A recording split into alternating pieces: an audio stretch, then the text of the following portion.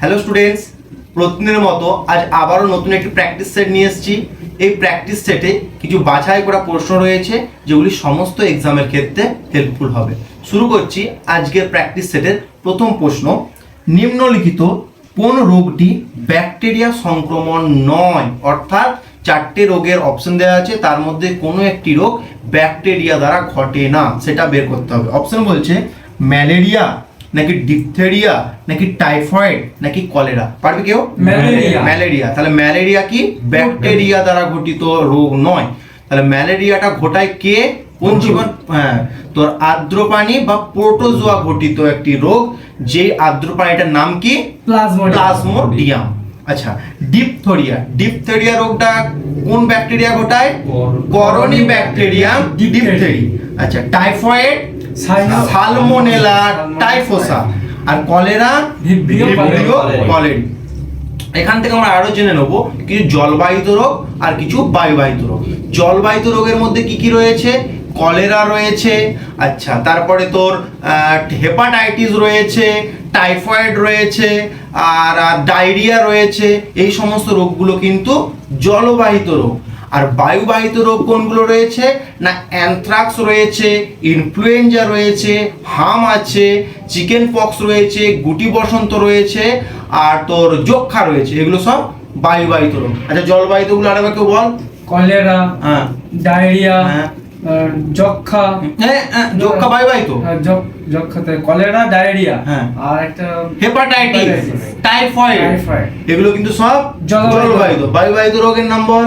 যক্ষা, হ্যাঁ, anthrax, influenza, হাম, গুটি বসন্ত, চিকেন পক্স, এগুলো সব কিন্তু বায়ুবাহিত রোগ হলো। আচ্ছা, নেক্সট প্রশ্ন। জনসংখ্যার বিচারে ভারতের দ্বিতীয় বৃহত্তম রাজ্য কোনটি? এখানে বলেছে দ্বিতীয় বৃহত্তম। অপশন বলছে রাজস্থান, নাকি মহারাষ্ট্র, নাকি বিহার, নাকি পশ্চিমবঙ্গ। মহারাষ্ট্র কিন্তু জনসংখ্যার ভিত্তিতে, ভালো করে প্রশ্ন করতে হবে যে আকারের দিক থেকে বলছে নাকি জনসংখ্যার ভিত্তিতে বলছে। যদি জনসংখ্যার ভিত্তিতে বলে, দ্বিতীয় স্থানে কিন্তু মহারাষ্ট্র আছে। কোন কোন রাজ্যগুলো তাহলে প্রথম থেকে রয়েছে আমরা দেখে নিই। জনসংখ্যার ভিত্তিতে সর্বপ্রথম রয়েছে কিন্তু উত্তরপ্রদেশ, তারপরে রয়েছে তোর মহারাষ্ট্র, তারপর রয়েছে বিহার, বিহারের পর আছে পশ্চিমবঙ্গ। তাহলে পশ্চিমবঙ্গ জনসংখ্যার দিক থেকে ভারতের কততম? চতুর্থতম। আচ্ছা, যদি বলা হয় আকার বা আয়তনের দিক থেকে কততম হবে? কততম বলতে সিকোয়েন্স অনুযায়ী বলতে পারবে কেউ? রাজস্থান প্রথম, হ্যাঁ, দ্বিতীয় মধ্যপ্রদেশ, হ্যাঁ, তৃতীয় মহারাষ্ট্র, আর পশ্চিমবঙ্গ কিন্তু 13তম রয়েছে হলো। আচ্ছা, নেক্সট প্রশ্ন। মৌর্য বংশের প্রতিষ্ঠাতা কে ছিলেন? মৌর্য বংশের প্রতিষ্ঠাতা কে ছিলেন? অপশন বলছে অশোক, নাকি বিন্দুসার, নাকি চন্দ্রগুপ্ত মৌর্য, নাকি বৃহদ্রথ। বল। চন্দ্রগুপ্ত মৌর্য। অর্থাৎ তার আগের বংশ ছিল নন্দ বংশ। নন্দ বংশের রাজা ধননন্দকে কিন্তু পরাজিত করলো চন্দ্রগুপ্ত মৌর্য। কার সহযোগিতায়? কৌটিল্য বা চাণক্যের সহযোগিতায় দিয়ে কিন্তু মগধে তোর মৌর্য বংশের সূচনা করছে চন্দ্রগুপ্ত মৌর্য। আচ্ছা, এবং মৌর্য বংশের শেষ রাজা কে ছিল? বৃহদ্রথ। আর অপশন দিয়েছে অশোক আর বিন্দুসার, এরাও কিন্তু তোর ওই মৌর্য বংশের সাথে কিন্তু তারা কিন্তু যুক্ত ছিল, অর্থাৎ মৌর্য বংশেরই কিন্তু তারাও শাসক ছিল। নেক্সট প্রশ্ন। ওস্তাদ বিসমিল্লাহ খান কোন বাদ্যযন্ত্র বাজাতেন? ওস্তাদ বিসমিল্লাহ খান কোন বাদ্যযন্ত্র বাজাতেন? অপশন বলছে বাঁশি, নাকি তবলা, নাকি সানাই, নাকি সরোদ। পারবি? সানাই। তাহলে ওস্তাদ বিসমিল্লাহ খান সানাইয়ের সাথে যুক্ত ছিল। আচ্ছা, ওস্তাদ বিসমিল্লাহ খানই হলেন এমন একজন ব্যক্তিত্ব যিনি এই সঙ্গীত জগতে বা এই যে বাদ্যযন্ত্র বাজানোর জন্য ভারতের 4টি সর্বোচ্চ বেসামরিক পুরস্কার কিন্তু তিনি পেয়েছেন। 4টি বেসামরিক পুরস্কার কি কি? প্রথমে রয়েছে ভারতরত্ন, তারপরে রয়েছে পদ্মবিভূষণ, তারপরে পদ্মভূষণ, তারপরে পদ্মশ্রী। এই সিকোয়েন্স মাথায় রাখতে হবে, কিন্তু অপশন দিয়ে দিতে পারে যে সিকোয়েন্স অনুযায়ী সাজাও। তাহলে ভারতের 4টি বেসামরিক পুরস্কারগুলো কোনগুলো রয়েছে? সবার ওপর রয়েছে ভারতরত্ন, তারপর হচ্ছে পদ্মবিভূষণ, তারপর আছে পদ্মভূষণ, তারপর আছে পদ্মশ্রী। এই 4টি বেসামরিক পুরস্কারই কিন্তু ওস্তাদ বিসমিল্লাহ খান পেয়েছিল। আচ্ছা, ওস্তাদ বিসমিল্লাহ খান কিসের সাথে যুক্ত? সানাইয়ের সাথে। এছাড়া আরো কিছু ব্যক্তির নাম আমরা জেনে নিই। কে কে আছে? অনন্ত লাল, সে কিন্তু সানাইয়ের সাথে যুক্ত। আর কি না, আলী আহমেদ হোসেন। আলী আহমেদ হোসেন কিন্তু সানাইয়ের সাথে যুক্ত। অপশন বলেছিল বাঁশি, বাঁশির সাথে কে কে যুক্ত? পান্নালাল ঘোষ, টি মহালিঙ্গম, হরিপ্রসাদ চৌরাসিয়া, এগুলো সব, তাই তো? বাঁশির সাথে দাঁড়া আমি বলছি, আমার এক সিকোয়েন্স আমার মনে আছে। প্রথমে হরিপ্রসাদ চৌরাসিয়া, টি মহালিঙ্গম, রঘুনাথ শেঠ, পান্নালাল ঘোষ, এগুলো কিন্তু সব বাঁশির সাথে যুক্ত হলো। আচ্ছা তবলা, তবলার সাথে কে যুক্ত? জাকির হোসেন, আল রাক্কা খান আর লতিফ খান, এরা কিন্তু তবলার সাথে যুক্ত। আর সরোদের সাথে কে কে যুক্ত? আলী আকবর খান, আলী আমজাদ খান, আলী হাফিজ খান, আয়ন আলী বঙ্গাস, আমন আলী বঙ্গাস, এরা কিন্তু সরোদ নামক বাদ্যযন্ত্রের সাথে কিন্তু যুক্ত হলো। অসুবিধা নেই তো? আচ্ছা নেক্সট প্রশ্ন, কালবেলিয়া প্রধানত কোন রাজ্যের লোকনৃত্য? কালবেলিয়া কোন রাজ্যের ফোক ড্যান্স জানতে চেয়েছে। অপশন বলছি গুজরাট, নাকি রাজস্থান, নাকি উত্তরপ্রদেশ, নাকি মহারাষ্ট্র। পারবি? রাজস্থান। হ্যাঁ, রাজস্থানের কিন্তু একটি ফোক ড্যান্স হলো কিন্তু তো কি কালবেলিয়া। কালবেলিয়াটাকে ফোক ড্যান্সও বলা হয়ে থাকে। এগুলো কি না সাপুরে সম্প্রদায়ের লোকেরা কিন্তু রাজস্থানের এই ড্যান্সটা করে থাকে। আর এছাড়া রাজস্থানের আরো কিছু ফোক ডান্স রয়েছে, যেমন হচ্ছে তেরাতালি, কাঠপুতলি, তারপর হচ্ছে তোর ঘুমার। ঘুমারকে তো রাজস্থানের মানে স্টেট ড্যান্সের মানে আখ্যা দেওয়া হয়েছে, তাই তো? রাজস্থানে কি কি রয়েছে? কালবেলিয়া, ঘুমর, তেরাতালি, কাঠপুতলি, এগুলো হচ্ছে রাজস্থানের সাথে যুক্ত। আচ্ছা গুজরাটের সাথে গরবা, রাস, টিপ্পনি, ডান্ডিয়া, এগুলো সব কিন্তু গুজরাটের ফোক ড্যান্স। আচ্ছা উত্তরপ্রদেশে কি কি রয়েছে? কাজরি, নৌটাঙ্কি, এগুলো সব উত্তরপ্রদেশের লোকনৃত্য। আর হচ্ছে তোর মহারাষ্ট্রের কি আছে? দশাবতার আছে, লাবণী আছে, মৌনি আছে, পাবড়ি নাচ আছে, তামাশা আছে, লেজিন আছে, দহিকলা আছে, এগুলো সব মহারাষ্ট্রের কিন্তু ফোক ড্যান্স বা লোকনৃত্য হলো। আচ্ছা নেক্সট প্রশ্ন, মহাবলীপুরমের রথ মন্দির কোন রাজা প্রতিষ্ঠা করেছিল? মহাবলীপুরমের রথের যে মন্দির আছে, একটা পাথর কেটে মন্দিরগুলো তৈরি করেছিল, সেটা কে করেছিল? অপশন বলছে দ্বিতীয় নরসিংহ বর্মন, নাকি প্রথম নরসিংহ বর্মন, নাকি মহেন্দ্র বর্মন, নাকি নন্দী বর্মন। পারবি? প্রথম না দ্বিতীয় সেটা বল। প্রথম নরসিংহ বর্মন কিন্তু এই মহাবলীপুরমের রথ মন্দিরটা কিন্তু নির্মাণ করেছিল। আচ্ছা প্রথম নরসিংহ বর্মন বলুক বা দ্বিতীয় নরসিংহ বর্মন বলুক, তারপর নন্দী বর্মন বলুক বা কীর্তি বর্মন বলুক, এগুলো কিন্তু কোন বংশের রাজাদের নাম? এরকম প্রশ্ন আসতে পারে। একটা রাজার নাম দিয়ে দেবো, এই রাজা কোন বংশের রাজা ছিল।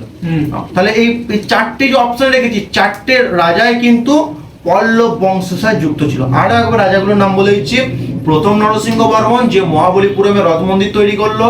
দ্বিতীয় নরসিংহ বর্মন, নন্দী বর্মন, কীর্তি বর্মন। মাথায় রাখো বর্মন শেষে থাকলে ওগুলো কিন্তু পল্লব বংশের রাজা। পরীক্ষায় অপশন দিয়ে দেবে যে বর্মন বংশের রাজা, সব বর্মন আছে কিন্তু বর্মন না, এটা আনসার হয়ে যাবে পল্লব বংশ হলো। আচ্ছা নেক্সট প্রশ্ন, কত সালে সলবায়ের সন্ধি স্বাক্ষরিত হয়েছিল?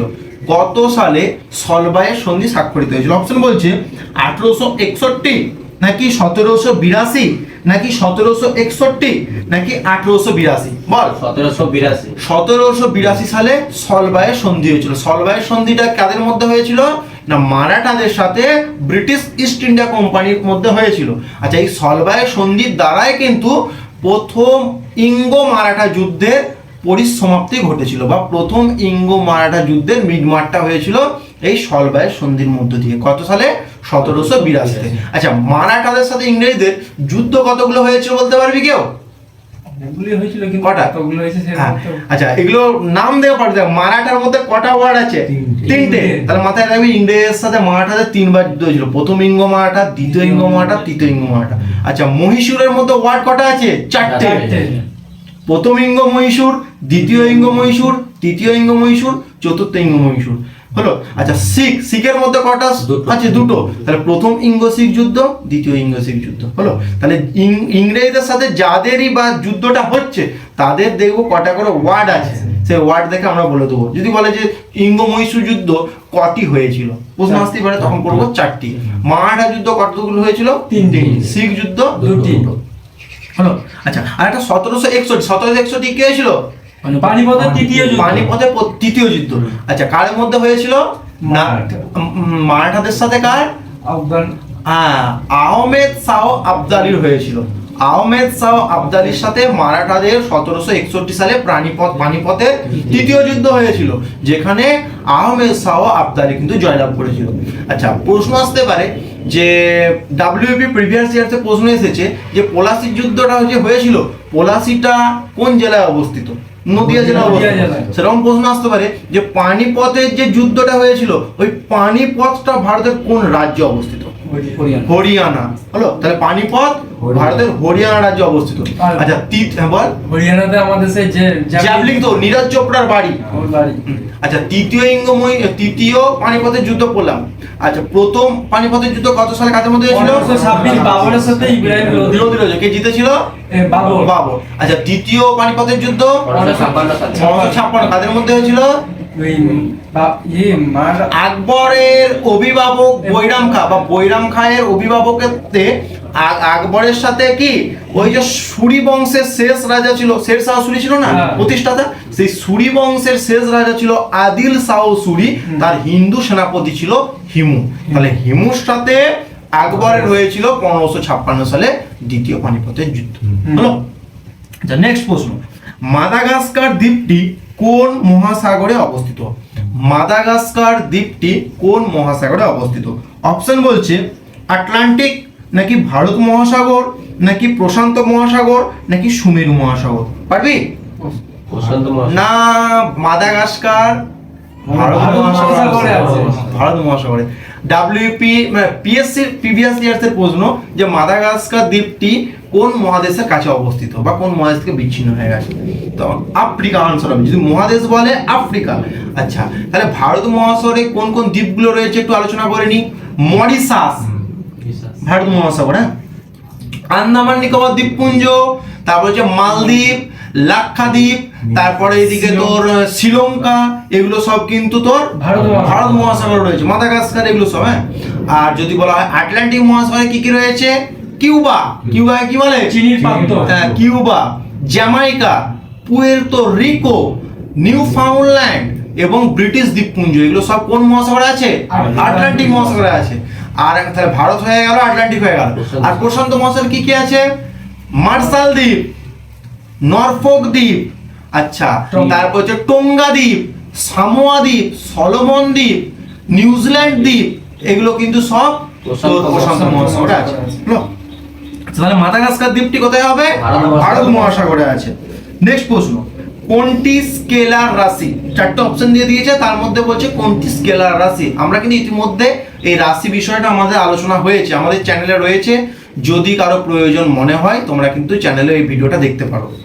অপশন বলছে তাহলে স্কেলার রাশি কোনটা? অপশন বলছে ভরবেগ, নাকি পৃষ্ঠটান, নাকি কার্য, নাকি বল? কার্য। আচ্ছা, স্কেলার রাশি কি আগে বল?